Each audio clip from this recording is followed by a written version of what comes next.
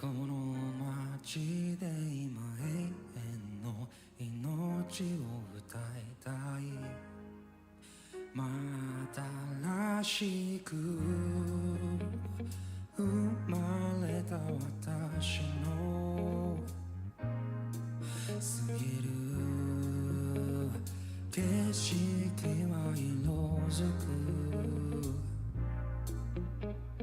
ああイエス様とならば行ける。また見ぬ世界の果てを君の御霊思いのままただ風は吹く。時は巡り流れるように夜が変わっても神の御霊思いのままただ風は吹く。時は巡り流れるように夜が変わっても命の御子とはここにある。夜の中に輝く愛この街で今永遠の命を歌いたい。またらしく生まれた私の過ぎる景色は色づく。ああイエス様とならば行ける。また見ぬ世界の果てを君の御霊思いのままただ風は吹く。時は巡り流れるように夜が変わっても神の御霊思いのままただ風は吹く。時は巡り流れるように夜が変わっても命の御子とはここにある。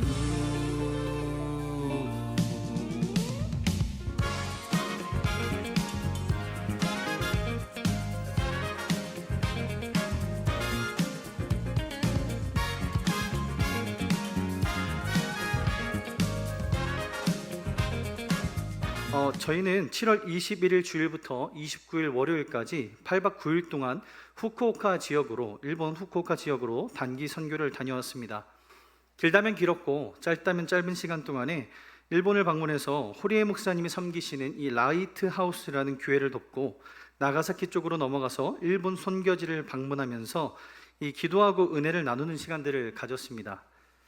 저 개인적으로는 태국이나 필리핀과 같이 동남아 쪽으로는 선교를 몇 번 가봤지만 일본으로는 처음 가보는 거여서 무엇을 해야 할지 고민이 되기도 했고요. 참 많이 긴장이 되었던 시간인 것 같습니다. 그래서 처음에 준비를 하면서 무엇을 먼저 해야 할까 고민하는데 가장 먼저 해야 하고 반드시 해야 할 것은 다른 것이 아니라 하나님 앞에 매달리며 기도해야 하는 것이구나 라는 것을 생각하게 되었습니다. 그래서 저희 선교가 7월이었지만 3월 첫 모임을 시작으로 해서 계속해서 모였고요. 또 기도하는 가운데 준비를 했고 마지막 출발하기 2주 전부터는 한 청년의 제안으로 매일 온라인으로 모여서 기도회를 진행하며 기도로 선교를 준비했습니다. 각자의 삶이 있었기 때문에 밤에 모이는 것이 쉽지만은 않았습니다. 피곤해하는 친구들도 있었고 시간이 나지 않는 친구들도 있었고 그럼에도 시간을 내어서 모여서 기도했을 때 참 많은 은혜들을 누렸고 이렇게 기도했던 시간이 있었기 때문에 저희의 모든 사역들을 하나님의 사역들을 잘 마치고 돌아올 수 있었습니다. 이 선교를 생각하게 될 때 우리 마음 가운데 품을 수 있는 말씀은 여럿 있겠지만 가장 기본이 되고 또 원론적인 말씀을 떠올려 보면 예수님께서 하늘로 올라가시며 제자들에게 마지막으로 전하셨던 이 지상 명령의 말씀과 또 오늘 읽었던 사도행전 1장 8절에 땅 끝까지 이르러 내 증인이 되리라, 이 복음을 전하라라고 하는 메시지일 겁니다. 선교 팀원들과 선교를 준비하면서 이 말씀을 나누었는데요, 이 오늘 본문인 사도행전 1장 8절을 나누면서 팀원들에게 앞서 인사하면서 드렸던 그 질문, 당신의 마음의 땅끝은 어디입니까? 라는 질문을 던졌습니다. 이 땅끝이라는 것의 의미가 원어적으로는 지리적, 이 문화적 경계를 넘는 전 세계적인 땅끝을 말하기도 하지만, 또 영적으로 바라보게 되었을 때는 내 마음의 경계의 땅끝을 생각해 보는 단어입니다. 이 선교를 가지 않는 다른 친구가 저희가 이 내용에 대해서 나눈 것을 복도에서 좀 들었나 봐요. 그래서 복도에서 그 친구와서 만나서 얘기를 하는데, 그 친구가 다른 한 친구에게, 저희 선교를 가는 친구에게 이렇게 얘기를 했습니다. 나한테 땅끝은 해남뿐이요, 이러는 거예요. 나한테 땅끝은 해남뿐이다, 이 말을 듣고 또 선교를 가는 저희 친구가 뭐라고 했냐면, 너도 일본 같이 가야지, 일본 선교 같이 가야지 라고 했더니 또 뭐라고 하냐면, 나는 애국자라 일본 못 가, 이러는 거예요. 근데 여러분 걱정하지 마십시오. 이 친구는 누구보다 일제를 좋아하는 친구고요, 일본 옷을 누구보다 가장 많이 사는 친구입니다. 그냥 우스갯소리로 이렇게 주고받는 내용이었었는데, 과연 복음을 전함에 있어서 우리가 나아가야 할 땅끝은 어디인가, 이 대화를 들으면서 좀 생각을 해보게 되었습니다. 참 우스운 이야기이기도 하지만 믿음으로 살아가는 우리에게는 반드시 한번 짚어보고 생각해 봐야 할 내용입니다. 우리가 그리스도인으로서, 또한 복음의 빚진 자로서 하나님의 말씀을 전하고 복음을 전하는 삶을 살아야 하는 것은 분명합니다. 그런데 우리는 막상 이 복음을 전하게 될 때 어디까지, 누구에게까지 전해야 하고 전할 수 있을까 생각해 보게 되는 것 같습니다. 그리고 민망함과 어색함, 불편함과 두려움 가운데 머뭇거리기도 하고요, 각자의 기준을 따라서 전할 사람과 지나칠 사람을 내 스스로 정하기도 하는 것 같습니다. 여러분은 먼저 믿은 자로서 하나님의 말씀과 예수 그리스도의 명령을 따라 복음을 전해야 하는 사람들인데, 어디까지, 누구에게까지 그 복음과 예수의 사랑을 흘려보내기로 그 마음을 열고 계십니까? 이 자리에 계신 어른 성도님들은 실제로 일제강점기 시기를 겪으신 분들도 계실 거고, 또 그런 이야기를 듣고 자라온 분들도 계시기 때문에 일본 선교에 대한 다양한 생각들이 있으리라 생각합니다. 굳이 일본을 가야 하는가? 라는 질문을 시작으로 오히려 동남아 같은 곳이 더 선교가 필요하지 않을까? 혹은 과거의 역사들을 되짚으면서 일본은 가면 안 된다라고 하는 여러 가지 마음들과 생각들이 있으리라 생각이 됩니다. 저희도 처음 일본 선교를 준비하면서 일본이 특별히 어려운 나라도 아니고 우리가 가서 무엇을 도울 수 있을까 생각해 보기도 했고요, 역사적으로 마음의 불편함이 있기 때문에, 그리고 어려움이 있는 그곳에 왜 가야 하는가에 대한 부분을 좀 나누기도 했습니다. 그런데 그런 이야기를 나누면 나눌수록, 또 생각하면 생각할수록 하나님께서 우리에게 주셨던 마음은, 이것은 인간적인 우리의 시선으로 복음의 지경을 바라보는 아주 얕고 부족한 영적 시각이었다는 것을 깨닫게 되었습니다. 우리를 그곳에 가도록 길을 열어주시고 보내주시는 것은 하나님이시며, 하나님이 우리뿐만 아니라 하나님의 시선과 마음으로 그 일본 땅에 살고 있는 영혼들도 우리와 똑같이 사랑하고 계심을 깨닫게 되었습니다. 오히려 우리가 이 이스라엘 백성들처럼 선민의식을 가지고 자신들만 특별하고 나만 사랑받아야 한다라고 하는 이 잘못된 생각과 시선으로 바라보지는 않았는지 회개하는 시간도 가졌습니다. 이후로 형식이 아니라 진실된 마음으로 그 땅의 영혼들을 위해서 기도하고 준비하게 되었습니다. 저희는 일본 사역을 준비하면서 총 4개의 팀으로 나누어 해야 할 일들을 맡아서 준비했습니다. 제가 말씀드리는 이 사역의 내용들이 생소하실 수도 있겠지만, 저희가 했던 이 4개의 사역은 카페팀과 홍보팀, 성경학교팀, 그리고 촬영 편집팀으로 맡은 바 열심히 준비했습니다. 저희가 열심히 준비했다고 했지만 그럼에도 부족한 것이 있었던 것은 사실입니다. 그런데 하나님께서 일하다 보니까 부족한 부분들을 세밀하게 채우시고 은혜로 품어주시고 일하시는 것들을 경험하면서 우리가 다 하려고 했던 그 교만함을 내려놓고 하나님을 의지하고 나아가야 함을 또 한 번 느끼고 깨닫는 시간이 되었습니다. 오늘 말씀에도 기록되어 있지만 오직 성령이 너희에게 임하시면 이렇게 되어 있는데, 하나님께서는 우리에게 성령을 보내셔서 우리가 혼자 외롭게 부족하게 일하게 하는 것이 아니라 함께 곁에서 도우시며 일하시고 하나님의 역사를 이루어 가시는 줄로 믿습니다. 일본 선교가 진행되는 동안에 한국도 참 많이 더웠다라는 이야기를 듣기는 했지만 지금 저희가 갔다 왔던 그 기간 동안에 일본 후쿠오카는요 정말 너무 덥고 습하고 밖에 나가 있는 것만으로도 너무 짜증이 나고 힘든 상황이었습니다. 그냥 서 있기만 해도 땀이 줄줄 흐르고요, 진이 빠지는 그런 날씨였습니다. 한국에 도착하니까 너무 시원하다라고 말할 정도로 너무 덥고 힘들었습니다. 그렇게 환경적으로 자연적으로 너무 힘들었지만 각자 맡은 바대로 모든 것을 참고 견디며 기쁜 마음으로 섬기고 돌아왔습니다. 돌아보면 이것은 우리의 준비와 열심보다 하나님의 은혜였다, 하나님의 우리의 마음을 만지셨다라고 밖에 고백할 수 없는 일이었습니다. 인간적으로 견디기 힘든 날씨와 또 여러 감정의 문제들, 하나님의 사역을 방해하는 요소들이 있었지만 때마다 이야기하고 또 기도하며 끝까지 사역을 마무리하기 위해서 애썼습니다. 먼저 제가 했던 각 사역들을 소개하면 이런 일들을 하고 왔습니다.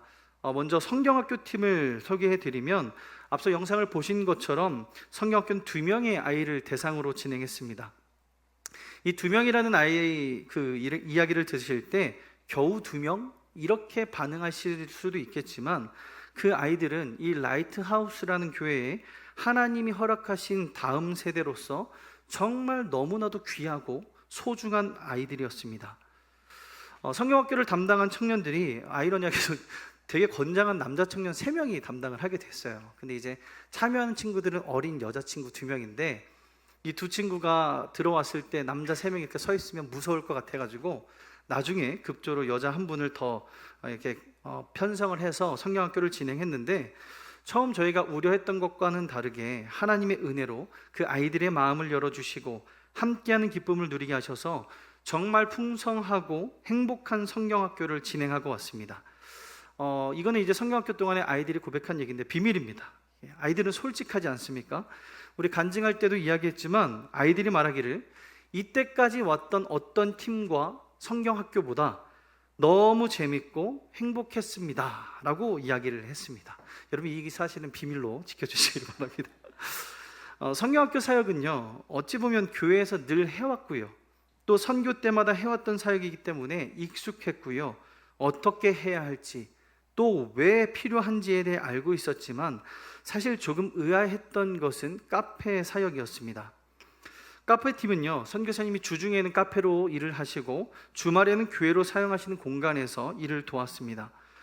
이곳에서 우리가 했던 일은 크게 한국 음식을 판매하고요, 음료를 판매하는 일, 그리고 전단지를 돌리며 카페를 홍보하는 일이었습니다. 권사님들 중에서는 저희가 준비하는 모습을 보신 분도 계시고 또 직접적으로 도움을 주신 분들도 계실 텐데, 정말 이것을 맡은 친구들이 최선을 다해서 주중에도 모이고 여러 번 만들고 버리고 만들고 버리는 과정을 반복하고 손을 비고 마음이 상하면서까지 최선을 다해서 준비해 갔습니다. 그런데 감사하게도 이 카페를 방문해 주신 분들이 그 음식을 먹고 너무 좋았다라고 말씀하셨고 행복한 마음으로 돌아가는 것을 보면서 그래도 우리가 이 교회를 위하여서 도움이 조금 되었을까 하는 그 생각에 좀 감사한 마음이 들었습니다. 그런데 저희가 이것을 준비하면서 저희 가운데 있었던 질문 하나는 무엇이었냐면, 과연 이 카페 사역이 왜 필요한가 였습니다. 전단지 사역 꼭 필요할까? 이게 선교인가? 라는 생각이 있었습니다. 사실 방문 전부터 선교사님께서 가장 중요하게 생각하시고 부탁했던 사역이 뭐였냐면 이 홍보 사역이었습니다. 전단지를 나눠주는 일이죠. 저희가 일반적으로 생각하는 선교는 그곳에 가서 주변에 있는 아이들을 많이 모아서 그들을 대상으로 성경학교를 진행하고 마을에 필요한 사역을 하는 것이 일반적인 사역인데, 저희가 했던 사역은 카페에 가서 음식과 음료를 판매하고 전단지를 돌리는 것이 무슨 선교인가라는 이런 생각이 들었습니다.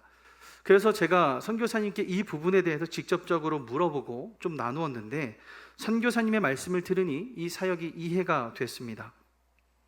들어보니 일본 문화 자체가 누군가에게 쉽게 말을 걸고 전도를 할 수 있는 상황이 되지 못한다고 하셨습니다.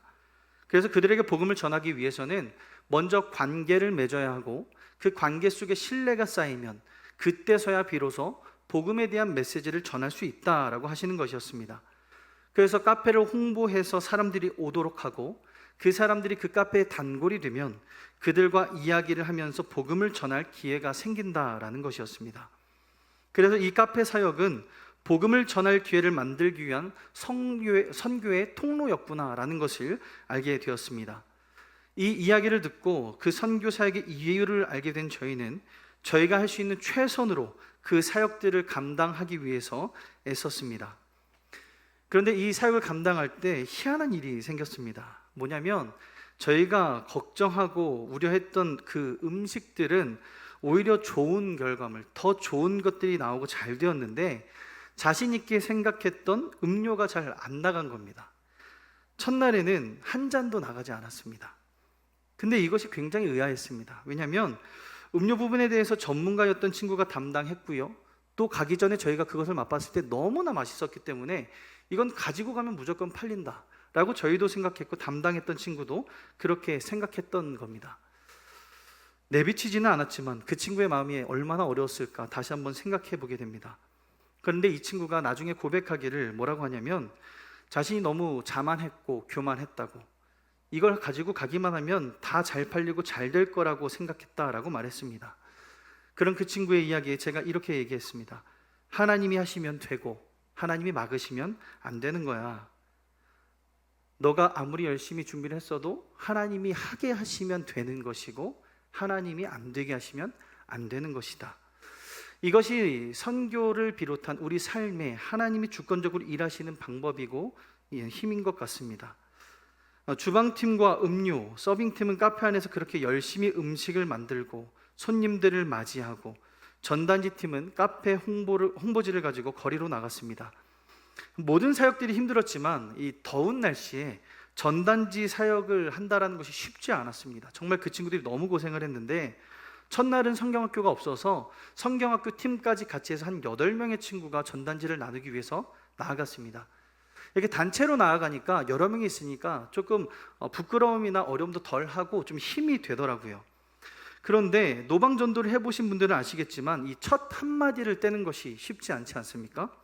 거절을 많이 당하기도 했고요, 언어도 어색한 부분이 있다 보니까 그 사람들에게 다가가는 것 자체가 쉽지가 않았습니다. 그런데 문제가 되는 것은 둘째 날부터였습니다. 이제 둘째 날부터 성경학교가 시작되었기 때문에 성경학교 팀이 빠지고 이제 전단지 사역을 담당할 친구가 3명밖에 남지 않은 거예요. 그런데 아이러니하게 이 남은 3명이 모두 다 내향적인, 내성적인 친구들이었습니다. 요즘 뭐 MBTI를 많이 하는데 그걸로 치면 I형의 친구들이 다 몰려 있었던 것이죠. 저도 홍보팀이었는데 믿기지 않으시겠지만 저도 굉장히 내성적이어서 누군가에게 말을 걸고 이렇게 모르는 사람에게 다가간다는 것을 굉장히 힘들어하는 사람입니다. 그런 저희가 파이팅을 하고 전단지를 돌리기 시작했는데 처음부터 거절을 당하며 모든 것이 너무 힘들고 두려웠습니다. 우리 속담 중에 이런 말이 있죠. 웃는 얼굴에 침을 뱉습니까? 못 뱉습니까? 못 뱉죠. 그런데 저희가 침을 정말 많이 맞았습니다. 무슨 말이냐면 그만큼 많이 거절당했다는 거예요. 마음이 너무 힘들어가지고 그냥 옆에 있는 친구들과 너 몇 침 맞았어? 나 3침, 8침. 이게 무슨 말입니까? 나 3번 거절당했어, 8번 거절당했어. 그냥 저희끼리 이렇게 웃으면서 유머를 던지고 위로하지 않으면 버틸 수 없는 그 상황을 계속해서 마주하게 됐던 것 같습니다. 요새 이제 인터넷 SNS에 유행하는 그 짧은 영상이 있는데 뭐냐면 시험을 보는 그 기간에 한 친구가 다른 친구에게 질문을 합니다.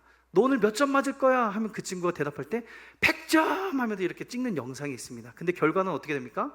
0점, 10점 이렇게 이제 반대되는, 포부와 전혀 반대되는 그 결과를 보여주는 영상이 있는데 저희도 이제 그 구호를 좀 외쳤어요. 너 오늘 몇 장 돌릴 거야? 100장 했는데 시간이 지나고 보니까 100장은요 몇 장 돌리지도 못하고 이렇게 마음이 어려움만 쌓이는 일을 경험했고요. 좀 구호를 바꾸어서 이번에 다르게 해보자. 너 오늘 몇 번 거절당할 거야? 100번! 이렇게 되면 몇 번 거절당했을까요? 100번이 넘게 거절을 당했습니다. 처음에는 이 남은 3명과 저희가 얘기할 때 50번 거절당하면 우리 끝나고 맛있는 거 먹자, 이렇게 소망의 목표를 세우고 시작했는데 이거 낸 걸 끝나고 나니까 100번은 웃을 정도로 정말 많은 거절을 당했습니다. 그렇게 전단지를 나누다가 이제 빵을 판매하는 한 안내하는 청년을 만나게 됐는데 요구르트 가지고 다니는 것처럼 끌고 다니더라고요. 저희가 그래도 용기를 가지고 우리가 저 친구에게 줘보자. 줬더니 너무 감사하게 밝게 밝더라고요. 근데 받고 나서 그 친구가 시작하는 것은 저희에게 빵을 팔기 시작하는 거예요. 받은 것은 고마운데 빵을 팔려고 막 하다 보니까 이상하게 막 확확 빨려드는 거예요. 빨려들다가 정신을 차리고 우리 빨리 가자 하고 그 자리를 피했는데, 조금만 늦었으면 영업을 하려다가 영업을 당할 뻔한 일이 이렇게 일어났습니다. 그 더운 날씨에 퍽퍽하고 못 먹을 빵을 저희가 살 뻔한 거예요. 근데 그 친구를 만나고 나서 우리라고 저렇게 못할까? 우리도 할 수 있다 라는 마음의 용기를 가지고 다시 기도하는 마음으로 전단지를 돌리기 시작했습니다. 그런데 이때 참 마음이 어렵지만 간증으로 고백할 수밖에 없는 일이 일어났는데, 그 마음으로 끝까지 포기하지 않고 돌려서 이 3명 중에 2명의 손에 있는 전단지는 모두 끝이 났습니다. 그런데 보니까 한 친구가 아직 끝마치지 못하고 계속 돌리고 있는 거예요. 근데 이 친구가 열심히 하지 않았냐? 그것도 아닙니다. 저희가 그 주변 섹터를 돌아다니면서 했었는데 잘 안 받으니까 저 멀리까지 돌아가서 나눠주기 위해서 정말 적극적으로 열심히 나누어 줬습니다. 그럼에도 받지 않아서 저희가 불러서 몇 장 남았어? 우리가 나눠서 하자 물어봤더니 딱 3장이 남았다는 거예요.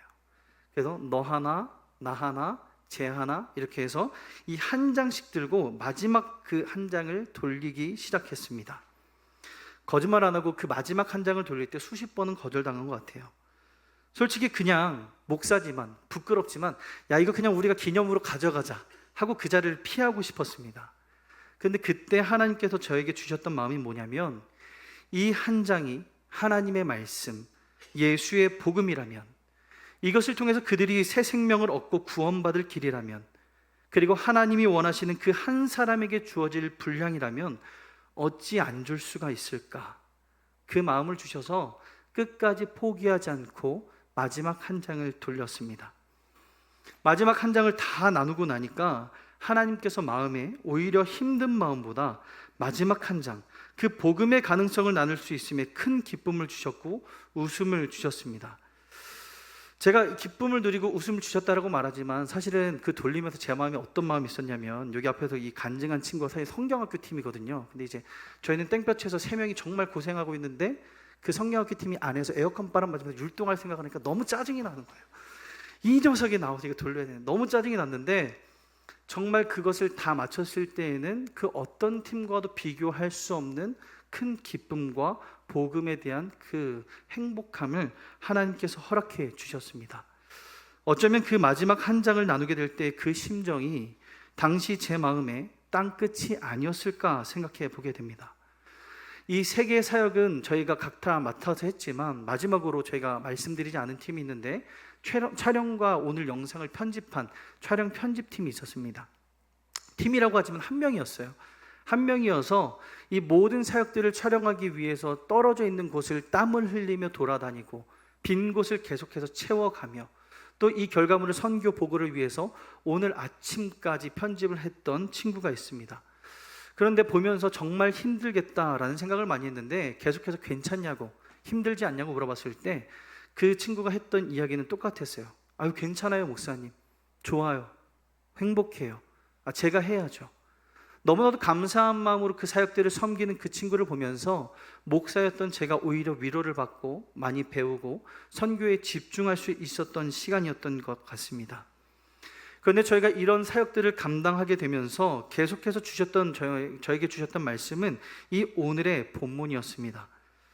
오직 성령이 너희에게 임하시면 너희가 권능을 받고, 사실 각자가 맡은 대로 그 사역들을 감당하기는 했지만 모두에게 그 맡은 사역이 성향에 맞는 것은 아니었습니다. 가진 달란트대로 그 사역을 감당한 사람들도 있었지만 나와는 정말 맞지 않지만 맡겨졌기 때문에 감당했던 사람들도 있었습니다. 그런데 우리는 부족하나 하나님 의지하고 나아갈 때 성령이 함께 하시며 능력을 주심으로 그 사역을 감당할 수 있었다라고 고백할 수밖에 없는 것이죠. 본문에서 제자들이 받은 권능도 그들이 세상적으로 어떤 힘이나 능력을 얻은 것이 아니라 예수님의 사역을 계속해서 이어나가게 될 때에 필요한 능력과 용기를 얻은 것을 말하는 것인데, 우리도 하나님을 의지할 때 성령님이 함께 하심으로 하지 못할 것도 하게 하시고 부족한 것들을 채우시며 하나님 말씀 따라 내 마음의 땅끝을 향하여 복음을 전하게 될 때에 우리보다 앞서서 일하시고 함께 하신 하나님을 경험하게 되었습니다. 이런 사역들을 마치고 저희가 매일 밤에 모여서 같이 큐티를 나누고 간단한 피드백과 또한 시간을 정한 날에는 느낀 것들을 나누었는데, 하나님이 하셨음을 고백할 수밖에 없는 이야기들을 나누기도 했습니다. 분명히 부족하고 불편한 부분들도 있었지만 그럼에도 하나님께서 사역을 잘 마무리하도록 도우시고 일하셨다라는 것을 부정할 수가 없었습니다. 힘들고 어려운 일들이 있기도 했지만 그 가운데 그래도 우리가 감사한 일들을 생각해보자, 은혜 주신 것들을 생각해보자 라고 나누었고요. 그렇게 생각해보니까 우리가 힘들고 어렵다라고 느꼈던 그 순간에조차도 하나님께서는 우리에게 감사할 이유들을 너무나도 많이 주셨다라는 것을 깨닫게 되었습니다. 이 사역을 마치고 제가 한국에 돌아와서 한 목사님의 메시지를 듣는데 그 목사님의 메시지가 저에게 큰 위로가 되었습니다. 그분이 말씀하시길 이렇게 말씀하시더라고요. 그리스도인에게 고난이라는 것은 우리 인생의 기정사실이다. 디폴트 값이다. 하나님의 일을 할 때 방해는 오히려 더 많다. 우리가 주의 뜻대로 무언가를 할 때 시험에 들고 방해가 오면 어찌 보면 그것은 하나님의 일이라는 증거이다. 이미 알고 있는 이야기고 다 알고 있는 말들이지만 이 사역을 마치고 돌아왔을 때 이 메시지를 들은 제 마음에는 하나님이 주시는 위로처럼 느껴졌습니다. 우리 마음의 어려움이, 불편함이, 상함이 결국 하나님의 일이라는 증거로 제 마음을 울렸고, 선교팀에게는 말하지 못했지만 이 자리를 빌어서 어려움 중에도 그 사역을 꿋꿋하게 맡아내고 마무리한 여러분들이 하나님께 정말 칭찬받을 만한 충성된 종이고 사랑스러운 자녀다라고 말해주고 싶습니다. 감사한 일들과 은혜의 이야기들을 팀원들과도 나누고 선교사님과도 나누었는데, 이 호리에 목사님이 늘 저희를 웃으면서 좀 재밌게 해주려고 개그를 하시기도 하고 밝은 모습으로 항상 대해 주셨습니다. 그런데 문득 이 선교사님의 이야기가 궁금해져서 물어봤습니다. 그래서 그간 있었던 일들을 다 말씀해 주시고 어려움에 대해서 알려주셨는데, 자세한 것은 다 말씀드릴 수는 없지만 너무나 힘든 순간들과 어려운 시간들을 보내셨고, 성도가 없이 코로나 기간 동안에 몇 년간 홀로 예배했던 순간들도 이야기해 주셨습니다. 그리고 한국에서 신학을 공부하며 우리 강남교회에서 많은 사람들과 함께 했던 것, 그리고 받았던 사랑에 대해서도 너무 많이 말씀하셨고요. 또 이 한국교회 안에서의 큰 교회의 건물이나 많은 사람이 함께 힘있게 예배했던 것들도 추억하며 말씀하셨습니다. 이 이야기를 듣는 중에 제가 조심스럽지만 한 가지 질문을 드렸습니다. 목사님, 한국에서 그렇게 좋은 것들을 보시면서 목회를 준비하시고 선교를 준비하고 이 자리에 오셨는데, 이 작은 카페에서 홀로 예배하며 여러 어려움과 상처를 받기도 하셨고 힘든 시간들을 보내셨는데 혹시 선교나 목회를 포기하고 싶은 적은 없으셨습니까? 이 후배된 마음으로 진실되게 한번 여쭤봤습니다. 그런데 선교사님의 그 답은 저를 부끄럽게 했고요, 다시금 이 복음을 전함의 마음을 세울 수 있게 하셨습니다. 그 대답은 이랬습니다. 그동안 한국에서 너무 좋은 것을 많이 받고 강남교회를 통해서 좋은 것을 누렸고, 일본에 와서 개척했을 때에도 10명 이상의 성도가 모이면서 다 이렇게 되고 당연히 이렇게 하는 줄 알았다. 그런데 여러 어려움과 상처 속에서 성도들을 떠나보내고 성도들 없이 홀로 예배를 드릴 때 이것을 포기하고 싶다라는 생각보다는 하나님이 자신을 훈련시키시는구나 라고 생각하며 어렵지만 일본 땅을 위한 선교를 포기하지 않으셨다라는 말씀을 하셨습니다. 이 일본의 복음화율은 전체 인구의 기독교 신자가 1%도 되지 않습니다.